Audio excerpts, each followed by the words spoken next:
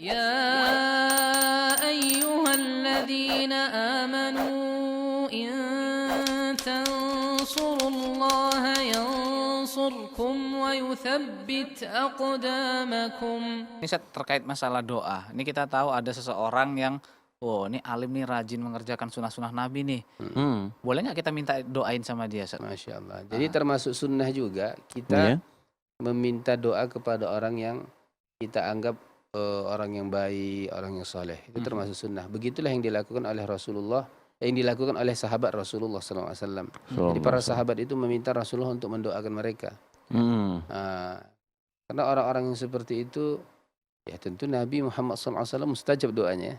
Begitu juga para ulama yang dahulu, para tabi'in itu ketika bertemu meminta juga didoakan. Ya, bahkan Rasulullah Sallallahu Alaihi Wasallam sampai Umar radhiyallahu anhu itu menangis. Iya. Tatkala Umar ingin melaksanakan haji atau umrah, ya.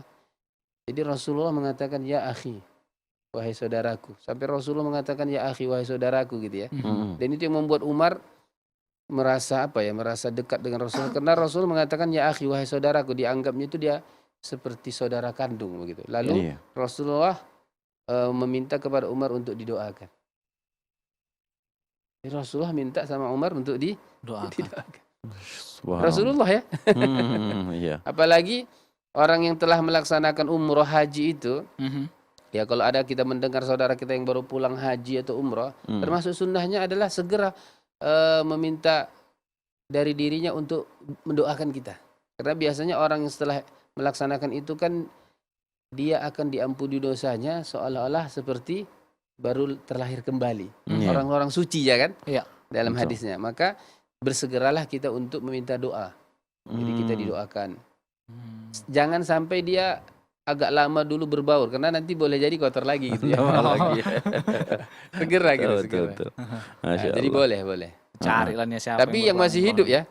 Jangan Jangan pula nanti yang sudah meninggal, Tuan Syekh Fulan atau Ustaz Muhammad Ihsan sudah meninggal gitu ya, datangi kuburan Ustaz Ihsan, itu nggak boleh lah. Oh nggak boleh, Ustaz. Padahal dulu waktu masih hidup boleh. Ketika sudah meninggal nggak boleh, Ustaz ya? Karena kita bukan meminta kepadanya langsung, tapi kita mintanya untuk berdoa kepada Allah. Iya, ini dia udah meninggal, gimana dia berdoa pada Allah kan begitu. Karena udah putus. Iya. Oh gitu ya. Jadi hati-hati. Jangan minta sama orang yang meninggal, karena banyak Ustaz orang yang berdoa di kuburan fulan, Itu adalah sebuah perbuatan syirik yang kita merasa sedih dengan itu. Kadang ada analogi yang nggak tepat gitu. Dia memikirkan bahwa ini kan udah dimasuk alam ruh nih. Jadi posisi dia itu lebih dekat kepada Allah. Ini tukang kurir apa? Ya kalau seperti itu ya memang ada kias-kiasnya seperti itu, dan itulah yang menjadi sebab kenapa orang Nasrani, orang Kristen itu berdoa kepada Nabi Isa kan.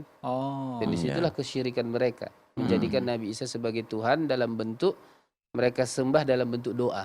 Jadi kalau orang berdoa kepada selain Allah itu sama dengan menganggapnya Tuhan. Masya Allah.